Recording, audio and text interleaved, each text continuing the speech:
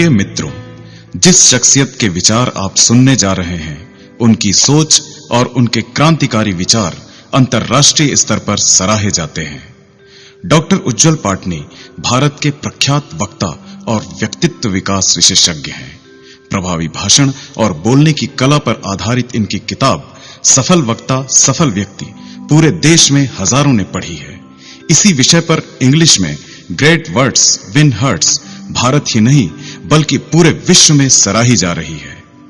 अद्भुत नेतृत्व क्षमता के धनी डॉक्टर उज्जवल पाटनी और उनकी टीम ने अपनी असाधारण उपलब्धियों हेतु विश्व कीर्तिमान रचकर उसे Guinness book of world records में दर्ज कराने का गौरव प्राप्त किया है। डॉक्टर पाटनी पेशे से डेंटिस्ट हैं। उन्होंने मानव संसाधन में एमबीए और राजनीति शास्त्र में एमए किया है। वे मानव अधिकार और उपभोक्ता संरक्षण के भी विशेषज्ञ हैं। वे स्पीच गुरु के नाम से जाने जाते हैं।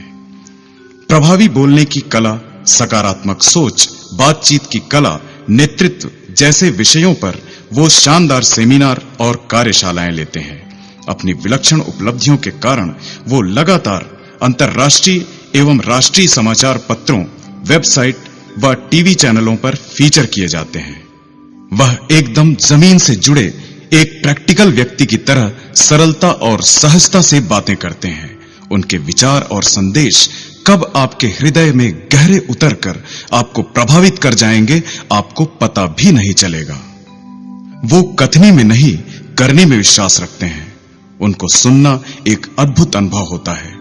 प्रभावी बोलने की कला और पब्लिक स्पीकिंग पर उनके सीडी हजारों लाखों लोगों के मन से मंच, माइक और भीड़ का भय हटा रहे हैं।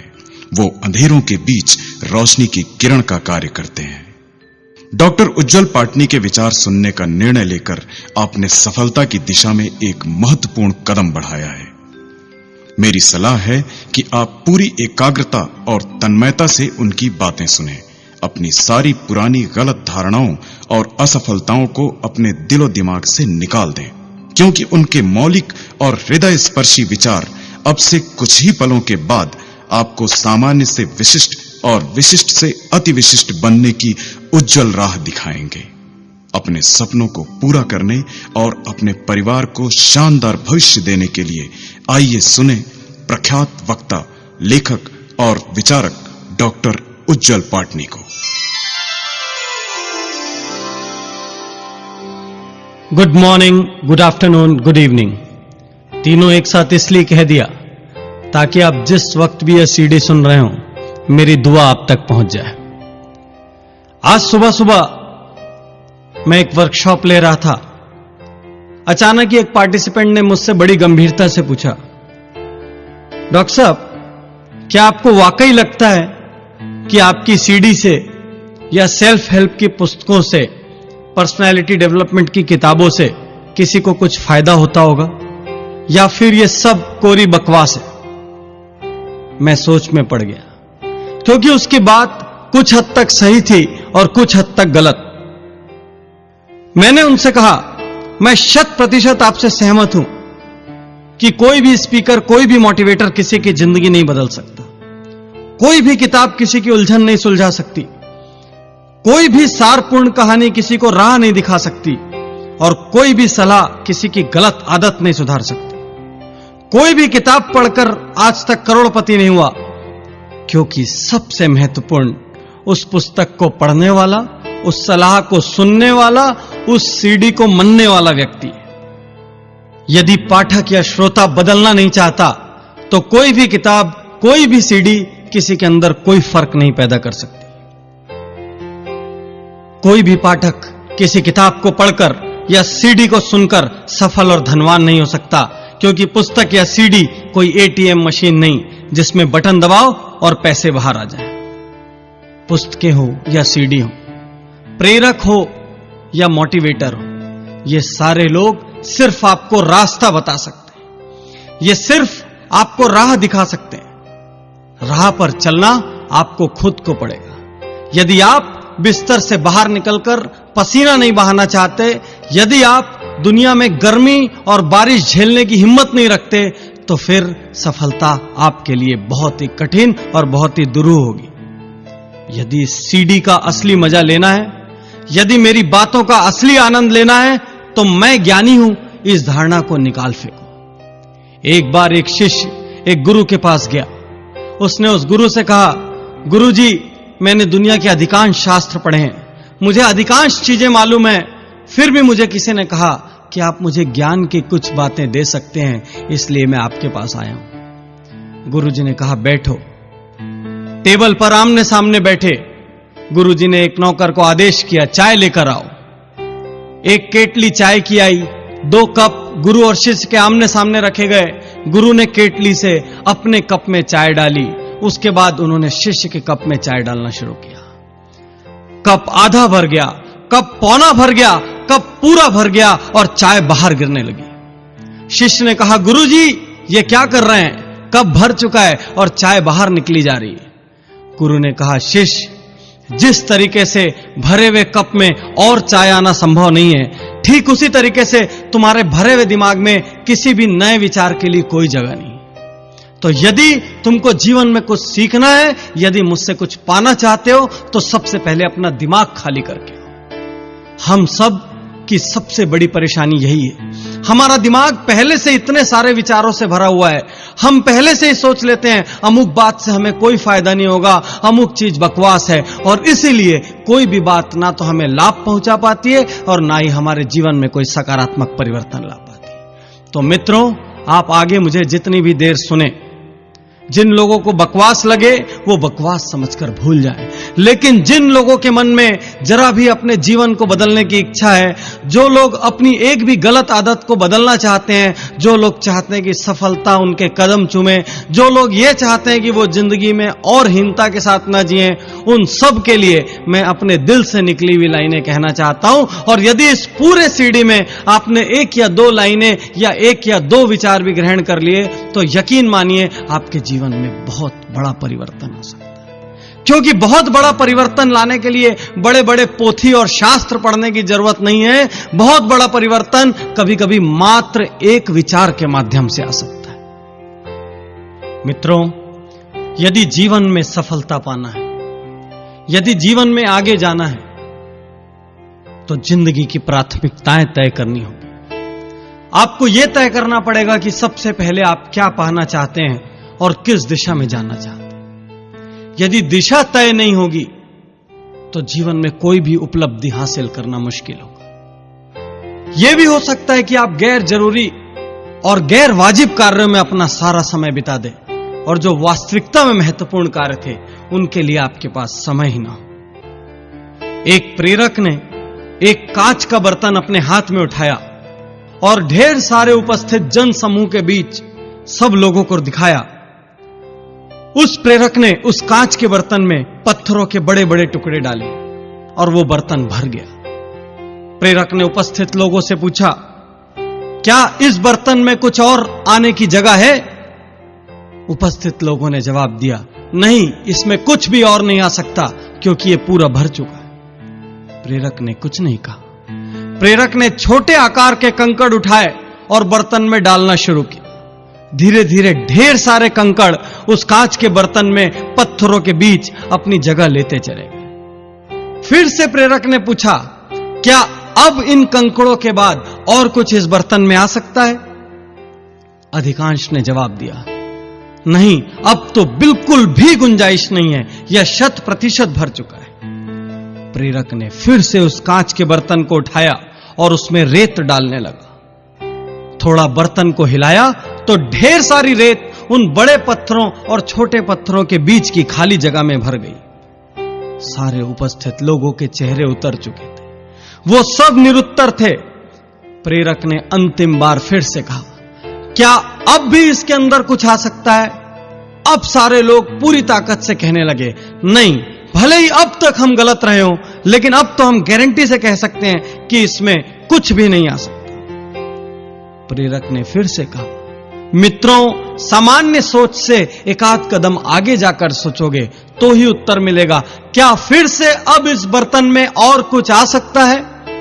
उपस्थित लोगों ने 1-2 मिनट और लिया सोचने को और कहा, नहीं गुरुजी, हम पूरी तरह से समझ चुके हैं, इस बर्तन में कुछ भी और आने की जगह नहीं है। प्रेरक ने कोई जवाब नहीं दिया। चुपचाप पानी से भरा एक जग उठाया और उस कांच के बर्तन में पानी डालना शुरू किया।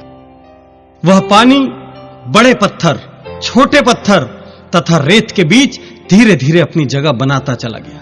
कुछ पानी उस रेत ने सोख लिया और धीरे धीरे उस बर्तन में ढेर सारा पानी आ गया। सारे उपस्थित लोग निरुत्तर थे। फिर उस प्रेरक ने कहा, मित्रों, जिस तरह से इस कांच के बर्तन में पहले बड़ा पत्थर डाला गया, फिर छोटे पत्थर और कंकड़ डाले गए, फिर रेत डाली गई, फिर पानी डाला गया, इसलिए सारी चीजें इसमें समा सकी। यदि इसकी जगह पहले पानी डाल दिया जाता और पत्थर डालते तो सारा पानी बाहर छलक जाता। यदि पहले रेत डाल दी जाती तो रेत से यह बर्तन भर जाता और इसमें बड़े पत्थर आने के लिए कोई जगह नहीं बचती। कहने का अर्थ यह कि यदि जीवन में कुछ पाना है तो हम सब के पास उतना ही समय है और उतने ही संसाधन है, दिन में सिर्फ 24 घंटे। इन 24 घंटों के लिए जिस भी व्यक्ति ने सही प्राथमिकताएं तय की होंगी, वह व्यक्ति जरूर सफल होगा। जो लगन से, पूरी ताकत से, पूरी मेहनत से डटेगा, जुटेगा, पसीना बहाने को तैयार होगा, वो जरूर सफल होगा। लेकिन जिसकी प्राथमिकताएं गलत होगी, उस व्यक्ति की सफलता के बारे में मैं बिल्कुल भी आश्वस्त नहीं हूं। तो सबसे पहले आपको सोचने की जरूरत है कि जीवन में इस वक्त आपकी प्राथमिकताएं सही है कि नहीं। यदि प्राथमिकताएं सही हैं तो फिर आगे हम लगन की, दिशा की और दूसरे गुणों की बात करेंगे। यहां पर यह भी जरूरी है कि आप अब तक जहां भी हो, अब तक आपने जितनी भी असफलताएं झेली हो, अब तक संसार ने आपको जो भी लेबल दिया हो, उन सारे लेबलों को आप भूल जाएं और एक नई शुरुआत करने को तैयार हो। भले ही आपकी उम्र 30 साल हो, 40 साल हो या 50 साल हो, भले ही आपने आज तक कोई महत्वपूर्ण सफलता अर्जित की हो या ना की हो, फिर भी इसका अर्थ यह नहीं कि आप आगे सफल नहीं हो सकते। आप आज उठ सकते हैं, आप आज जाग सकते हैं, आप आज दुनिया के आपके बारे में जो भी नकारात्मक विचार हैं उनको गलत सिद्ध कर सकते हैं और आप नए सिरे से अपनी सफलता की गाथा लिख सकते हैं। एक वक्ता ने एक मीटिंग में 1000 रुपए का नोट निकाला, उपस्थित जन समूह को दिखाया और पूछा, इस नोट को कौन पाना चाहता है? सारे उपस्थित लोगों ने हाथ उठाया और कहा, हम पाना चाहते हैं, हम पाना चाहते हैं। उस वक्ता ने उस नोट को मरोड़ा, उस नोट को मसला और उसके बाद सब लोगों से पूछा, अब इस नोट को कौन पाना चाहता है? सारे उपस्थित लोगों ने फिर से हाथ उठाया और फिर से आवाजें आई, हम पाना चाहते हैं, मैं पाना चाहता हूं, मैं पाना चाहता हूं। फिर उस वक्ता ने उस 1000 रुपए के नोट को जमीन पर पटक दिया, उस नोट पर रेत डाल दी, मिट्टी डाल दी, फिर से पूछा, अब इस नोट को कौन पाना चाहता है? हैरानी की बात, अब भी वो सारे हाथ उठे थे और वो सारे उठे हुए हाथ उस 1000 के नोट को पाना चाहते थे। उस वक्ता ने 1000 रुपए के नोट की इस कहानी का, इस वृतांत का सार समझाते हुए कहा कि नोट चाहे मुड़ा हो, चाहे तुड़ा हो, चाहे हाथ में हो, चाहे जमीन पर हो, चाहे उस पर मिट्टी गिर गई हो, फिर भी आप सब इसे पाना चाहते हैं, क्योंकि 1000 का मूल्य 1000 ही होता है। ठीक इसी तरीके से जिंदगी में आप कैसी भी परिस्थिति से गुजर रहे हो, कितनी भी ठोकरें खाई हो, आपका मूल्य कोई नहीं कम कर सकता, बशर्ते आप अपना मूल्य सही आंकते हो। तो सबसे बड़ा प्रश्न इस वक्त यह है, क्या आप अपना मूल्य सही आंकते हैं? क्या आप अपने आप को हीन मानते हैं? क्या आप अपने आप को दूसरों से कमतर मानते हैं? यदि आप सम्मान के साथ जीना चाहते हैं तो अपने अतीत से खुद को मुक्त कीजिए, अपने बारे में एक श्रेष्ठ राय बनाइए और पूरी ताकत से नई जिंदगी शुरू कीजिए। हर प्रकार के बहाने छोड़ दीजिए, हर प्रकार की नकारात्मक राय भूल जाइए और आज और अभी इस सीडी को सुनने के साथ साथ यह संकल्प लीजिए कि जो कुछ भी मैं कर सकता हूं पूरी ताकत और जुनून से करूंगा, चाहे कैसी भी परिस्थिति हो। और फिर आपको चिंता करने की कोई आवश्यकता नहीं, क्योंकि परिणाम हमेशा आपकी उम्मीद से बेहतर होंगे और फिर परिस्थितियां खुद झुककर आपको सलाम करेगी, क्योंकि दोस्तों, चढ़ते सूरज की आराधना सारा संसार करता है। सफलता के रास्ते पर चलने के लिए आपको अपने दैनिक जीवन में झांकना होगा। आप कितने बहाने बनाते हैं, आप कैसी भाषा का प्रयोग करते हैं। मैं हमेशा अपने वर्कशॉप्स और सेमिनार्स में पार्टिसिपेंट से कहता हूं, चाहे मैं देश के किसी भी कोने में क्यों ना हूं, कुछ वाक्यों को तलाक देना होगा। अपनी दैनिक जीवन में दैनिक भाषा पर गौर करिए। जिन वाक्यों की मैं बात करने जा रहा हूं, यदि इन वाक्यों का आप उपयोग करते हैं, यदि ये वाक्य आपकी बोली का हिस्सा है, यदि ये कार्य आपकी आदतों का हिस्सा है, तो आपको इनको तलाक देना होगा। तभी आप दुगनी स्पीड से मंजिल की ओर, सफलता की ओर बढ़ पाएंगे। सबसे पहला वाक्य, लोग क्या कहेंगे। अधिकांश लोग दुनिया में दूसरों के डर से नई चुनौतियां हाथ में नहीं लेते, आगे बढ़कर पहल नहीं करते। उनके मन में सिर्फ एक भय होता है, यदि असफल हो गए तो लोग क्या कहेंगे। प्रभावी बोलने की कला और इफेक्टिव पब्लिक स्पीकिंग पे पूरे भारत में मैं अलग अलग कोनों में वर्कशॉप और लेक्चर्स लेता हूं, और जब भी मैं लोगों से पूछता हूं कि माइक पर आज तक नहीं बोल पाए तो इसका सबसे बड़ा कारण क्या था, तो वो सारे लोग ये कहते हैं कि सबसे बड़ा कारण फेल होने का भय था। तो मैंने पूछा, फेल होने का भय क्या, इसका क्या मतलब। तो वो बोलते थे कि सर, हमें लगता था यदि फेल हो जाएंगे तो जो लोग सुन रहे हैं वो क्या कहेंगे, हमारे बारे में क्या इमेज क्रिएट होगी, क्या इंप्रेशन बनेगा, और इस भय से वो लोग आजीवन माइक के सामने या तो बोल नहीं पाए, और या जब भी बोले तो उनकी परफॉर्मेंस खराब हो। मित्रों, सबसे पहले इस लोग क्या कहेंगे इस वाक्य को तलाक दे दीजिए। लोग नया हेयर कट कराने में, स्वयं को नया लुक देने में, यहां तक कि पसंदीदा कपड़ा पहनने से भी डरते हैं। कभी कभी तो यह भी होता है कि कोई शर्ट आपने बहुत पसंद से, बहुत चाव से खरीदी, जो ही आप घर पहुंचे आपके एक मित्र ने कहा, यह कैसी शर्ट ले ली। फिर अगले दिन जब आप पहन के निकले तो परिवार के किसी दूसरे व्यक्ति ने कहा, यह शर्ट बिल्कुल नहीं जच रही है। थोड़ा आगे बढ़े, किसी तीसरे व्यक्ति ने कहा, यार डिजाइन पुराना है। तो आप अपनी इतनी चाव से, पसंद से ली गई शर्ट को अलमारी के अंदर किसी कोने में रख देंगे और आजीवन उसे आप नहीं छुएंगे। मैं पूछना चाहता हूं कि आप दुनिया के लिए पैदा हुए हैं या खुद के लिए। हर बात में नुक्स निकालना, राय देना और व्यंग करना समाज के बहुत बड़े वर्ग का निशुल्क रोजगार है। आप चाहे अच्छा काम करने निकलिए, चाहे बुरा काम करने निकलिए, कुछ लोग आपके आसपास बैठे हैं जो एक व्यंग जरूर करेंगे या 2-4 लाइन कहकर आपकी राह में जरूर बाधा बनेंगे। यदि आप इनकी सोचेंगे तो मुझसे स्टैम्प पेपर पर लिखा कर ले लीजिए कि आप आजीवन कुछ नहीं कर पाएंगे। ये लोग पलटते भी बहुत जल्दी हैं, गिरगिट होते हैं। जो लोग कल आपको असफल और विफल कह रहे थे, जो लोग कल आपकी काबिलियत और क्षमता पर प्रश्न चिन्ह लगा रहे थे, आप जरा सफल होकर देखिए, अगली ही सुबह उनकी पूरी भाषा बदल जाएगी और वो ये कहना शुरू कर देंगे, अरे मैं तो पहले से ही जानता था, ये एक ना एक दिन कुछ ना कुछ जरूर करेगा। ऐसे लोगों की वजह से यदि आप अपने सपनों को मार रहे हैं, ऐसे लोगों की वजह से यदि आप अपने लक्ष्यों को छोड़ रहे हैं, तो आप अपनी किस्मत के साथ, अपने आप के साथ बहुत बड़ा अन्याय कर रहे हैं। जो भी काम कर रहे हैं पूरी ताकत से कीजिए। ऐसे सारे लोगों को भूल जाइए। आपने एक पुरानी कहावत सुनी होगी कि हाथी चले बेजार और कुत्ते भौंके हजार। तो हाथी की तरफ बेजार होकर अपने लक्ष्य की ओर चलते जाइए, लोगों को अपना काम करने दीजिए। बीते दिनों में झांक कर देखोगे दोस्तों, तो कई ऐसे कार्य होंगे जिन्हें आप कर सकते थे, और यदि आप उन्हें करते तो सफलता की नई ऊंचाइयों पर होते। लेकिन कुछ लोगों के कहने के कारण आप घबरा गए, आप हिचक गए, आप ठिठक गए, आपने वो काम नहीं किया। अब ऐसा मौका मत आने दीजिए। ये लोग जो आपकी राह में बाधा बनते हैं, ये भले ही आपके आसपास के लोग हों, आपके परिवार के लोग हों, इनसे आप दूरी बना लीजिए। यदि कोई बाहर का व्यक्ति है जो लगातार आपके काम में टोका टोकी करता है, लगातार एक नकारात्मक वायरस की तरह व्यवहार करता है, तो उसका साथ छोड़ दीजिए।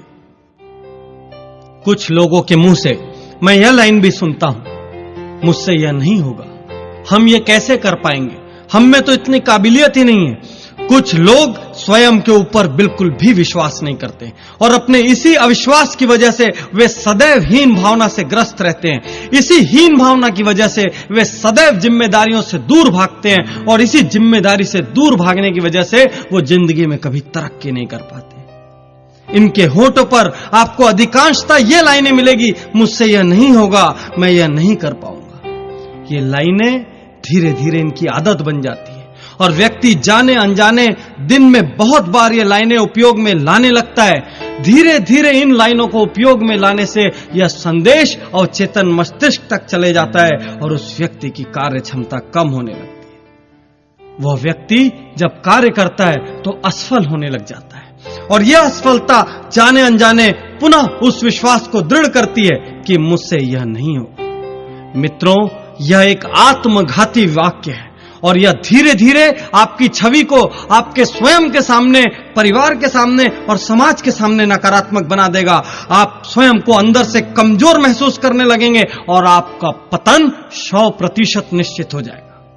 इसलिए आज से इस कमजोर लाइन को तलाक दे दीजिए और एक नया वाक्य उपयोग में लाइए, यदि इस दुनिया में कोई और कर सकता है तो मैं भी कर सकता हूं। बहुत सारे लोगों के मुंह से मैं यह लाइन भी सुनता हूं, आज मूड नहीं है, अभी मूड नहीं है। हमारे बड़े बूढ़ों ने अपने जमाने में यह लाइन कभी नहीं सुनी होगी, लेकिन आज की जनरेशन में आप नर्सरी के बच्चों के मुंह से भी सुन लेंगे। मुझे समझ में नहीं आता ये मूड क्या बला है और ये शब्द हमारी भाषा में आखिर घुसा कैसे। मैं आपसे एक सवाल करता हूं, आप सड़क पर जा रहे हैं और कोई कुत्ता आपको काटने दौड़े तो क्या आप कुत्ते से यह कहने का साहस कर सकते हैं, आज मेरा भागने का मूड नहीं है इसलिए मुझे काट लो? आपको तैरना नहीं आता, आप पानी में डूब रहे हैं तो क्या आप यह कहने का साहस कर सकते हैं कि आज बचाओ बचाओ चिल्लाने का मूड नहीं है इसलिए मैं डूबना चाहता हूं? आपको भयंकर प्यास लगी हो और सामने पानी आए तो क्या आप कहेंगे कि छोड़ो, आज पानी पीने का मूड नहीं है?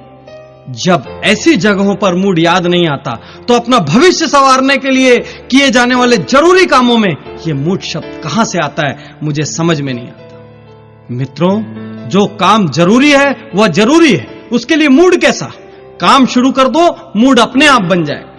आज से लगभग 2-3 साल पहले मैं भी पुस्तक लिखने के लिए मूड की तलाश करता था। इसी वजह से हर बुक में बहुत ज्यादा वक्त लगता था। धीरे धीरे मुझे समझ में आया कि यह सिर्फ मेरा ड्रामा है, नखरा है। धीरे धीरे मैंने जब भी पुस्तक लिखने की सोची तुरंत कलम उठाया और लिखना शुरू कर दिया।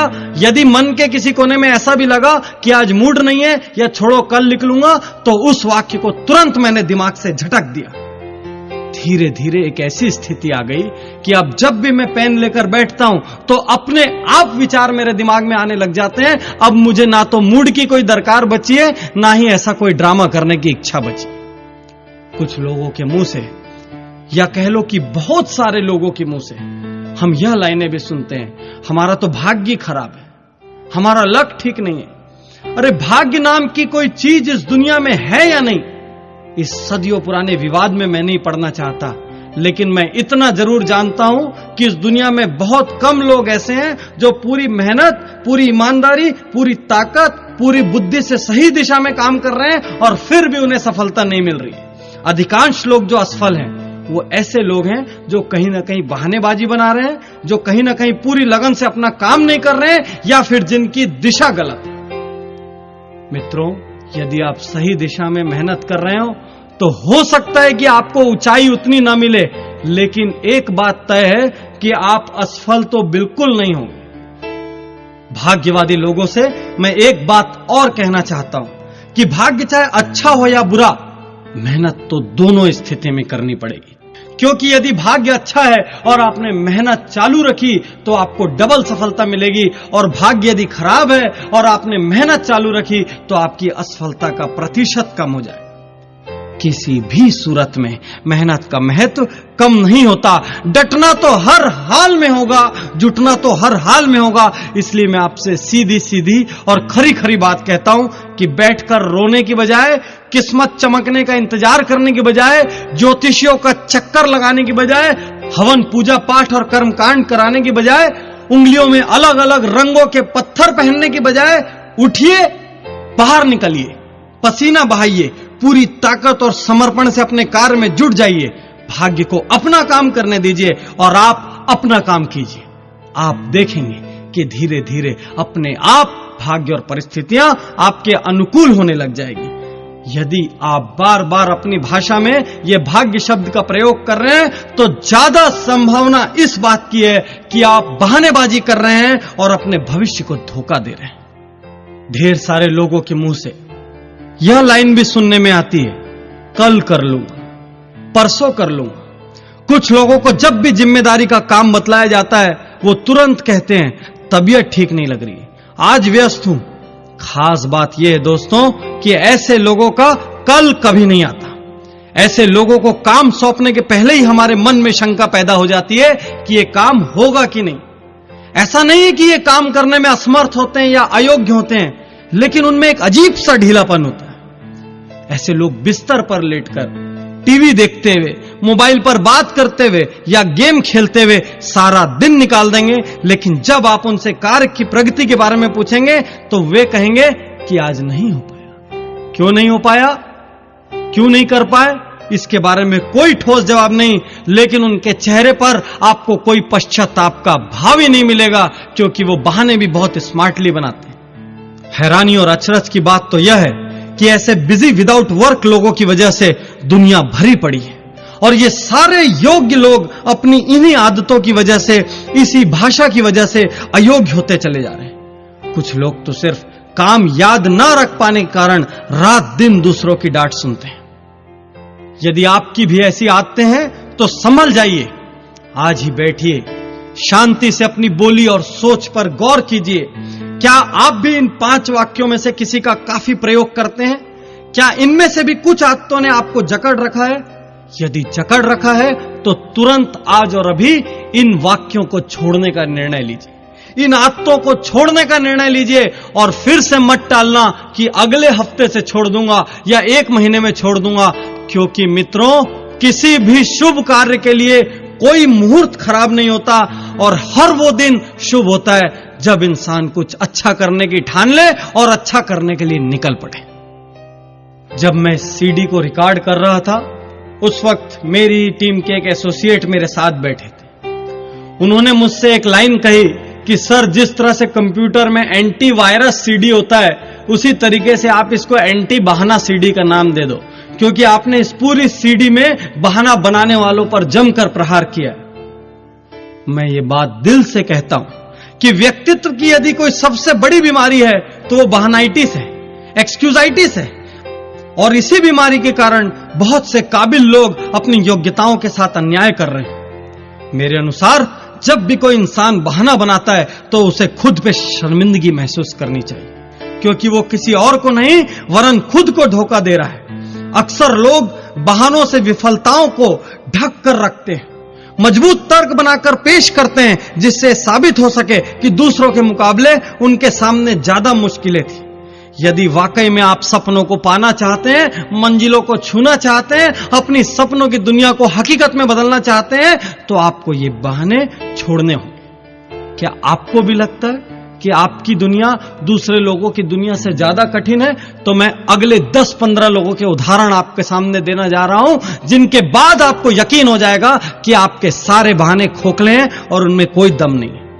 आपका शुद्धिकरण करने के लिए सबसे पहले आपके बहानों का अंतिम संस्कार करना जरूरी है, जो कि मैं करने जा रहा हूं। मैं ऐसे ऐसे नाम आपके सामने बताऊंगा जिनके सामने आपसे ज्यादा तकलीफें थी, जिनका जीवन आपसे ज्यादा कठिन था और जिनके सामने आपसे ज्यादा मुश्किलें थी, फिर भी उन्होंने सिर्फ एक अच्छा काम किया। कोई बहाना बनाने की बजाय डटे रहे, जुटे रहे, लड़ते रहे, पूरी ताकत से, पूरी योग्यता से, बिना कोई बहाना बनाए, और इसीलिए वो आज शिखर पे हैं, और इसीलिए वो इतने महत्वपूर्ण है कि इस वक्त मैं यहां इस सीडी में उनके नाम की चर्चा कर रहा हूं। कुछ लोग एक बहाना बनाते हैं कि हमें उचित शिक्षा लेने का अवसर नहीं मिला। मित्रों, उचित शिक्षा लेने का अवसर फोर्ड मोटर्स के मालिक हेनरी फोर्ड को भी नहीं मिला था, और रिलायंस इंडस्ट्रीज के चेयरमैन धीरू भाई अंबानी को भी नहीं मिला था। फिर भी इन लोगों ने अथाह और अपार सफलता अर्जित की। कुछ लोग कहते हैं बचपन में ही मेरे पिता का देहांत हो गया था, उसके बाद मैं लगातार घर संभालने की जिम्मेदारी में डट गया। मित्रों, प्रख्यात संगीतकार AR रहमान के पिता का भी देहांत बचपन में हो गया था, मेरे स्वयं के पिता का देहांत भी बचपन में हो गया था, लेकिन हम में से कोई भी इन बहानों का सहारा नहीं लेता। कुछ लोग यह भी बहाना बनाते हैं कि मैं अत्यंत गरीब घर में पैदा हुआ हूं, इसलिए मुझे मौके नहीं मिले। कैसी बात कर रहे हो आप? देश के अधिकांश सफल लोग गरीब घरों में ही पैदा हुए थे। किसी और का नाम न लें तो पूर्व राष्ट्रपति एपीजे अब्दुल कलाम इतने गरीब घर में पैदा हुए थे कि उनकी शिक्षा का खर्च भी दूसरे लोगों ने वहन किया था। कौन सा बहाना बनाएंगे आप? कौन सा बहाना बनाएंगे आप? मैं आपके सारे बहानों की सर्जरी कर दूंगा। कुछ लोग कहते हैं मैं बचपन से लगातार अस्वस्थ रहता था। अरे ऑस्कर विजेता अभिनेत्री मर्ली मेटलिन भी बचपन से बहरी थी और अस्वस्थ थी। कुछ कहते हैं कि मैंने साइकिल पर घूमकर आधी जिंदगी गुजारी।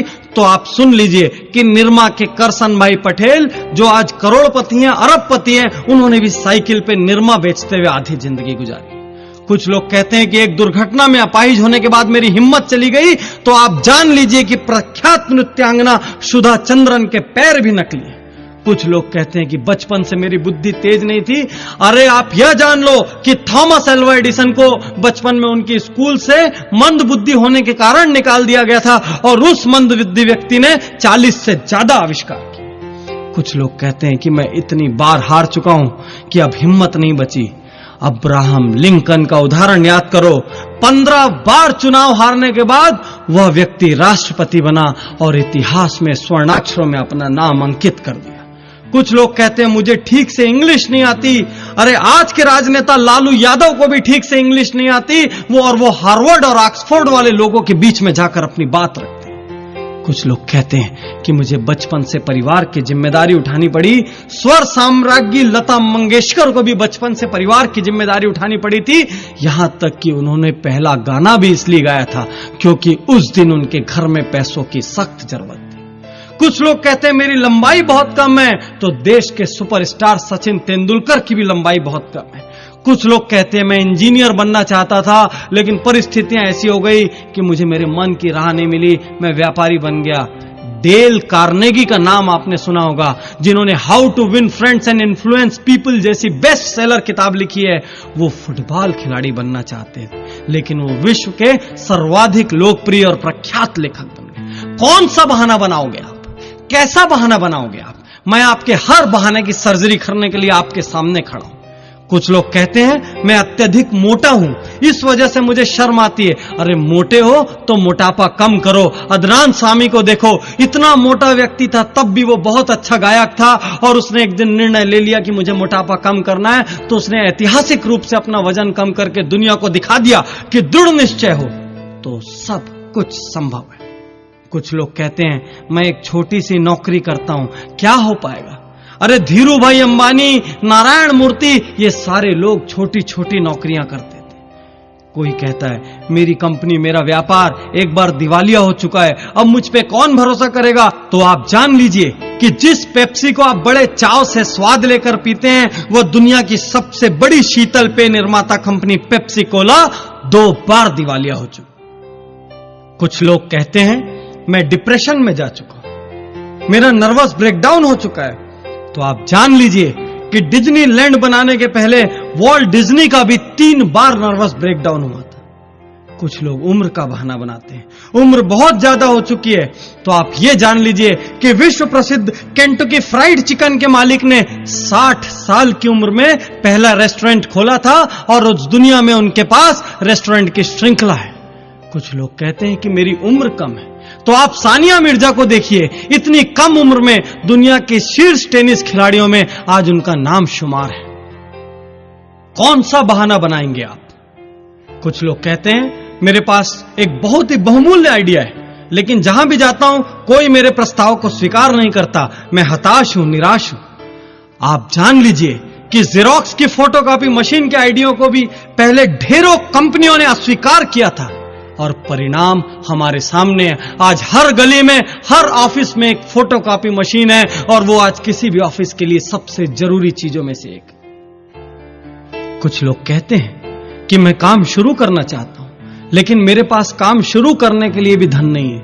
मित्रों, ये कोरा बहाना है क्योंकि इंफोसिस के पूर्व चेयरमैन नारायण मूर्ति के पास भी काम शुरू करने के लिए धन नहीं था।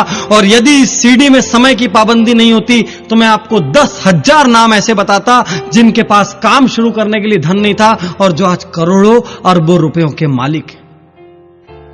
कुछ लोग कहते हैं कि उन्हें ढेर सारी बीमारियां हैं। कैसा बहाना बनाते हैं? अरे वर्जिन एयरलाइंस के प्रमुख मिस्टर रिचर्ड ब्रेंसन को आंखों की कमजोरी है, डिस्लेक्सिक है। लेखक वेद प्रकाश मेहता की दोनों आंख नहीं है।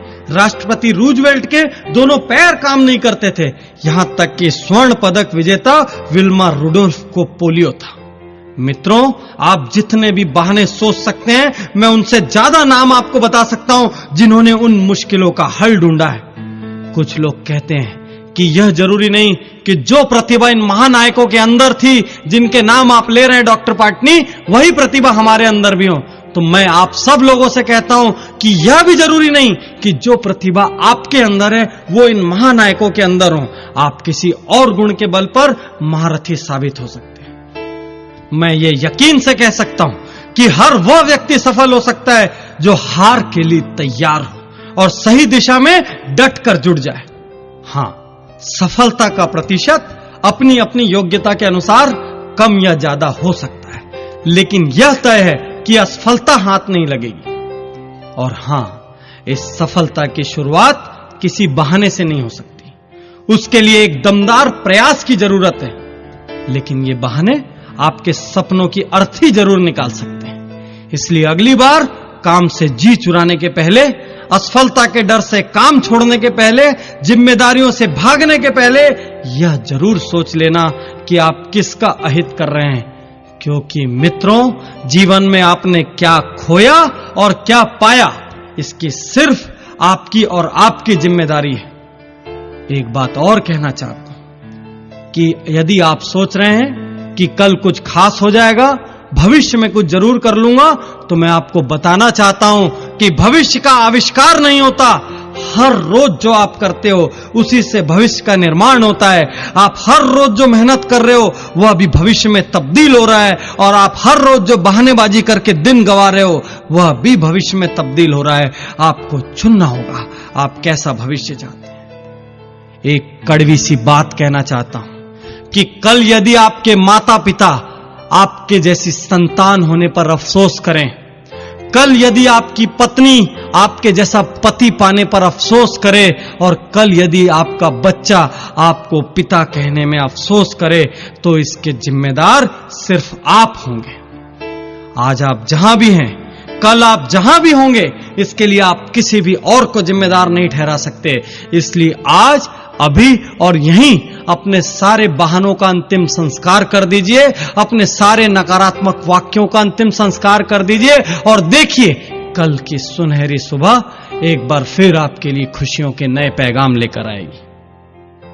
और अचानक ही आप देखेंगे कि भाग्य भी आपका साथ देने लगेगा। अचानक ही आप देखेंगे कि ऊपर वाले का आशीर्वाद भी आपको हर पल मिलने लगेगा। एक गांव में एक बार बहुत भारी बाढ़ आ जाती है। धीरे धीरे सारा गांव उस बाढ़ में डूबना शुरू हो जाता है। एक व्यक्ति का घर उस बाढ़ में डूबने लगता है, जो कि ईश्वरवादी था, ईश्वर में बहुत ज्यादा आस्था रखता था। पानी धीरे धीरे ग्राउंड फ्लोर से फर्स्ट फ्लोर तक आता है और छत तक पहुंच जाता है। वो व्यक्ति दौड़कर छत पर चला जाता है अपनी जान बचाने के लिए। धीरे धीरे पानी छत में भरने लगता है। इतने में वहां एक नाव आती है और वो लोग उससे कहते हैं कि इस नाव में आ जाओ, जान बच जाएगी। वह व्यक्ति जवाब देता है, अरे मुझे नाव की कोई जरूरत नहीं, मेरी तो जान भगवान बचाएंगे, मैं उनका बड़ा प्रिय बंदा हूं। वह नाव आगे निकल जाती है। धीरे धीरे पानी और भरने लगता है। इतने में एक और नाव आती है। वो व्यक्ति कमर तक पानी में डूब चुका होता है। उस नाव से लोग फिर चिल्लाते हैं, अरे इस नाव में आ जाओ, कुछ ही मिनटों के भीतर तुम पानी में डूब जाओगे, तुम्हारी जान चली जाएगी। वो व्यक्ति फिर से वही जवाब देता है कि अरे मुझे तुम्हारी नाव की कोई जरूरत नहीं, मैं उस भगवान का प्रिय बंदा हूं, वही मेरी जान बचाएंगे। यह सुनकर वो लोग हंसते हैं और वो नाव भी आगे चली जाती है। पानी उस व्यक्ति की गर्दन तक आ चुका होता है। इतने में ऊपर से एक हेलीकॉप्टर आता है। उस हेलीकॉप्टर से सैनिक रस्सी फेंकते हैं। उस आदमी को चिल्लाते हैं, इस रस्सी को पकड़ो और ऊपर हेलीकॉप्टर में आ जाओ। वह मूर्ख फिर से जवाब देता है कि मुझे तुम्हारे हेलीकॉप्टर की कोई जरूरत नहीं, मेरी रक्षा करने के लिए तो खुद भगवान बैठे हैं। और कुछ ही मिनटों के बाद पानी में डूबने से उसकी मौत हो जाती है। वह व्यक्ति ईश्वर के दरबार में पहुंचता है, स्वर्गलोक में पहुंचता है, भगवान के सामने बड़ा झल्लाया हुआ, फनफनाया हुआ भगवान से कहता है, हे भगवान, तुमने मुझे धोखा दिया। मैंने सारा जीवन हर पल पूरी ईमानदारी से तुम्हारी आराधना की, और जब मैंने पहली बार कुछ मांगा मैं मरने वाला था, लेकिन तुमने मेरी जान नहीं बचाई। भगवान, तुमने मुझे बहुत बड़ा धोखा दिया।